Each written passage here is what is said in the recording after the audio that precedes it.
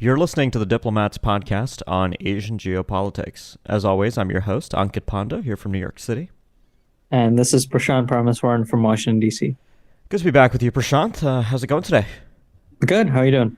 Doing well. It's been a busy week here in New York. We've got the UN General Assembly's general debate just got started today with speeches from the world leaders. But of course, there's been a lot of sideline diplomacy going on.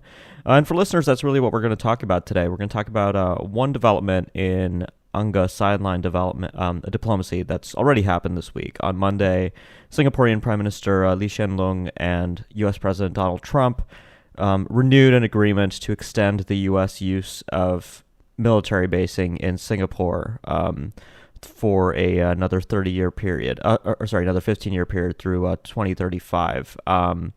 And after we discuss that, we'll also talk a little bit about the significance of an apparent reported meeting between the foreign ministers of the four Quad countries. So that is slated to happen later this week, and we'll talk a little bit about what the Quad's really been up to and where it might be going.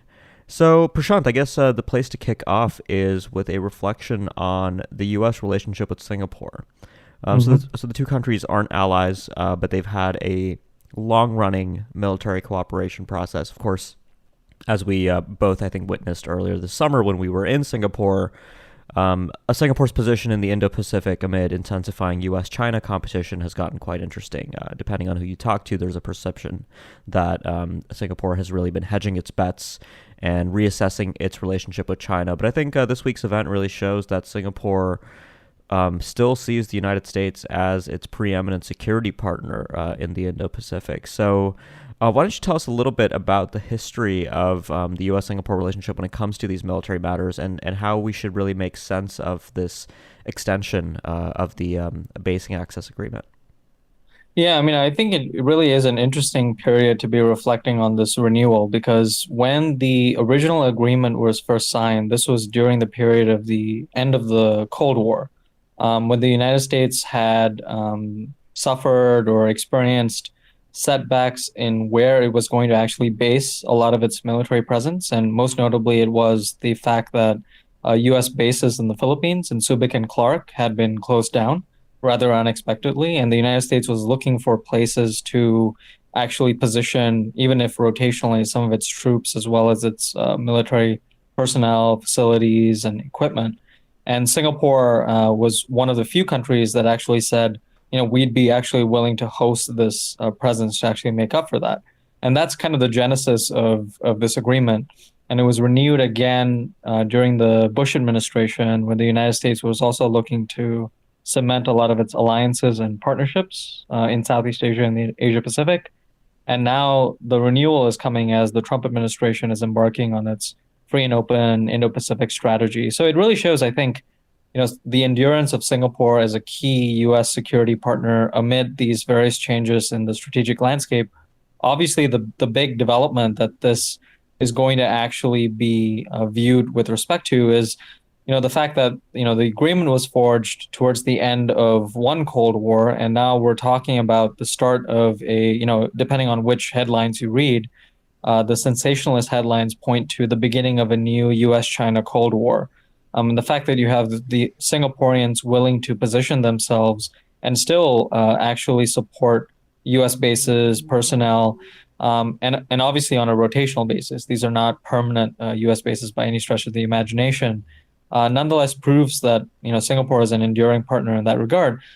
Obviously, we still don't really know much in terms of where this relationship is headed in the long run. There's a lot of uncertainties that we've talked about in the podcast before about the U.S. free and open Indo-Pacific strategy, a lot of uncertainties that the Singaporeans face on the Trump administration's foreign policies, right? So when we were in the Shangri-La dialogue in Singapore earlier this year, we heard some of that, including from Prime Minister Lee Hsien Loong. So this is a really interesting window to view this broader geopolitical landscape, including the relationship between the United States and China. Yeah, I mean, on one hand, if you're the Singaporeans and you have an existing agreement for the United States to have rotational basing access, obviously pulling that back or modifying it in any way sends a much stronger signal than renewal. In fact, I think the way to Hmm. read this, I think you're right. I mean, the way to read this is not Singapore taking sides at the start of a new Cold War or anything like that. This is really a a demonstration of continuity, and Singapore continuing to see value in the relationship with the United States. Rather, the opposite move, where Singapore would have felt compelled either by its relationship with China or prevailing geopolitical trends in the region to pull back. I think that would have been a much more significant development. But I think it's also worth talking a little bit about sort of the domestic unease in Singapore and sort of the recalibration of the country's position. I mean, just I think a little more than 2 years ago, we were hearing Singapore as sort of one of the more forward-leaning countries within ASEAN, talking about the rules-based order, being quite critical of China for its activities in the South China Sea. Singapore's not a claimant state in the South China Sea, of course, but it is right there in the region, located very strategically between the Malacca Strait and the broader waters opening up into the South China Sea and the Gulf of Thailand. So Singapore certainly has stakes here, and I think enabling a sustained U.S. Navy presence is, I think, a way for Singapore to ensure that its interests can be protected in the region. The country Hmm. relies overwhelmingly, for example, on the free flow of commercial maritime traffic through the South China Sea and the Malacca Strait, and having the U.S. Navy right there and having access to basing facilities in Singapore is a way to make sure that its capabilities are in service of those ends. Obviously, Singapore does have a fairly robust naval capability of its own, especially given its size as a city state. But I think there's something to be said for that relationship with the United States and that very important partnership. And I guess another aspect is that Singapore has a very interesting relationship with the United States in terms of what it receives in terms of defense technology cooperation. Right, they're a partner on the F-35, for instance. So Hmm. they, I think, occupy a very interesting position in that regard. But what's your sense of, the domestic conversation in Singapore over this issue and how it might have gone at all? I mean, was this sort of a no-brainer for the Singaporeans? Yeah, I think you hit at a really big question with respect to the US Singapore relationship, which is that, this renewal comes amid a period of domestic transition for Singapore itself. It's a period where Lee Hsien Loong and the People's Action Party that has governed Singapore since its independence, they're looking at a major transition away from the Lee family, and Lee Hsien Loong is supposed to hand over power to a successor in the next few years. And so this relationship between the United States and Singapore, which was really forged amid Singapore's founding Prime Minister Lee Kuan Yew, it's really going to endure a big test, I think, in the coming years. So the big question, forwarding to what you pointed out, which is, this period of continuity that we've seen in U.S.-Singapore relations, the big question is going to be when we see the next renewal of this agreement, which is going to be either in 2034 or 2035. Would Singapore be as willing to do this? And will it be as easy of a process? And that obviously depends on a lot of factors. One factor is Singapore's domestic transition and domestic politics, but obviously there are other broader geopolitical factors, such as, Singapore has been willing to be, a ballast and a boost for the US military presence in the region. But China has also been leaning on Singapore to provide more of a presence for it. It's been asking Singapore for bigger military exercises. In fact, during the Shangri-La dialogue, when you and I were there, China and Singapore reached an agreement on a new defense agreement to promote bigger defense exercises between China and Singapore. Obviously, nothing, nowhere near approximates what relationship Singapore has with the United States. But I think it's a good question to ask whether these broad geopolitical trends that we're seeing today, will they actually represent more of continuity, 15 or 30 years down the line, or will there be some aspect of change? And how will Singapore really play in that broader balance? Yeah, and I think the Singaporeans, at least in Southeast Asia, strike me as one of the countries that has a diplomatic and strategic community that does some of the most in-depth thinking about the long-term future of Asia. They Hmm. certainly have a culture of that bureaucratically. At least a lot of the Singaporean officials I talk to, think very deeply about where Asia is going to be in 50 years. Because I think when you're a small city-state like Singapore, I mean, that's really how you compete and survive, by being a more strategic player and thinking more of the long term than others. But yeah, I mean, as you absolutely noted, the political continuity that Singapore has enjoyed under the Lee family, first Lee Kuan Yew and then Lee Hsien Loong, I think that kind of continuity can no longer potentially be taken for granted, right? I mean, Singapore might have its own political headwinds to face in the future that might take the country in different directions. There's a domestic conversation about, the debate that other countries are dealing with about Chinese influence and the like. So I think many of these questions, will come to bear. Of course, we are a long way away from the next renewal of this agreement, and a lot could happen. But Hmm. at least for right now, it's certainly interesting. I mean, especially 3 years into a United States led by Donald Trump, a lot of countries are questioning the value of the United States as an enduring partner. But I think Singapore has calculated that the benefits now still outweigh whatever perceived costs might be there. So I think that's really where we are here. Um, Hmm. so let's move on and talk a little bit about the Quad, which is a favorite topic of, I know, many of our readers at The Diplomat. It often gets seen as a coalition to contain China, or even an alliance. Sometimes it's neither of those things really. It's a consultation among four like-minded countries. So who are the Quad? They are the United States, Japan, Australia, and India. With the exception of the latter, India, the United States and Japan are allies.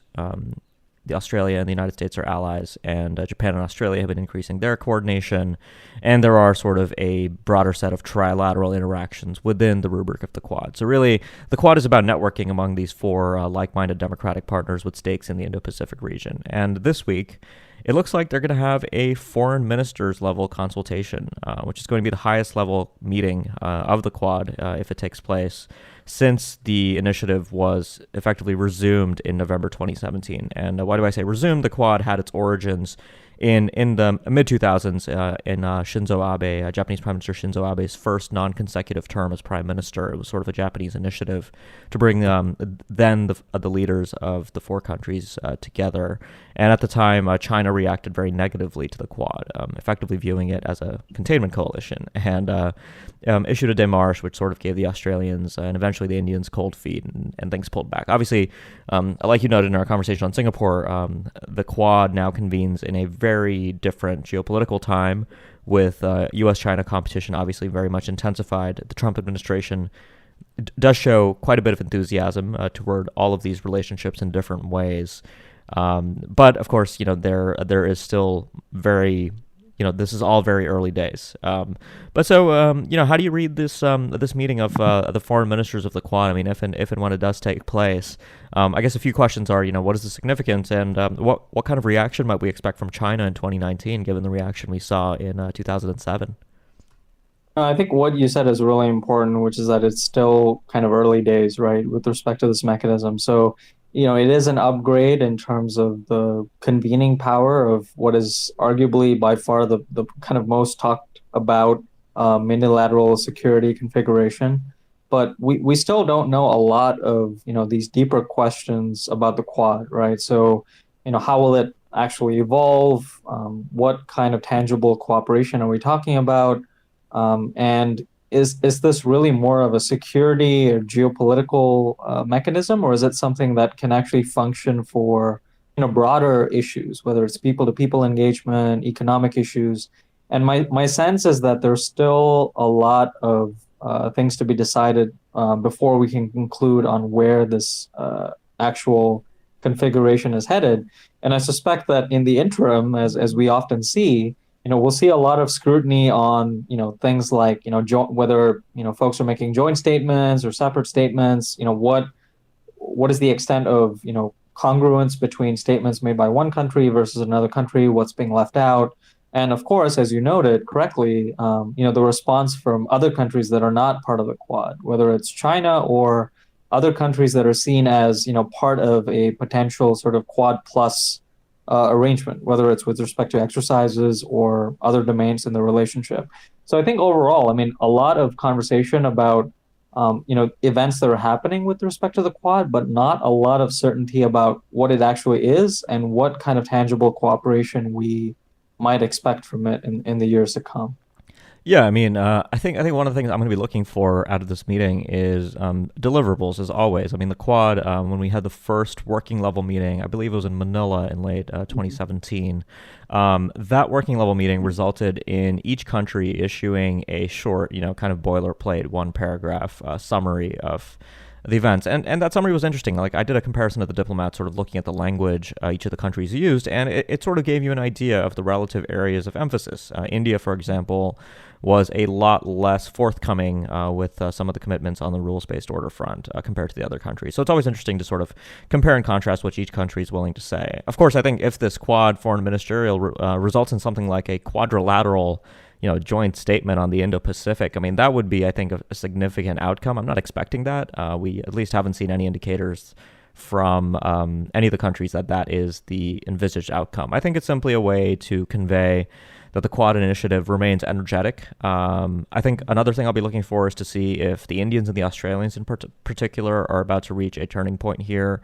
India in particular, I think, is an interesting player to watch in the Quad now, because of course we do have a new Modi government, and specifically a new foreign minister. S. Jaishankar, the new Indian External Affairs Minister, is known for being a particular proponent of the Quad and for Indian rapprochement with the United States more generally. So it's not surprising that we're seeing this first ministerial take place with him at the helm. So it will be interesting to see if India, for example, next year will agree for Australia's participation in the Malabar exercises, if not as a formal quadrilateral partner, as a observer, or perhaps even a temporary partner for one iteration of the exercise, potentially leading to the formal quadrilateralization. Malabar is about to kick off again with the United States, Japan, and India. It was trilateralized in 2015.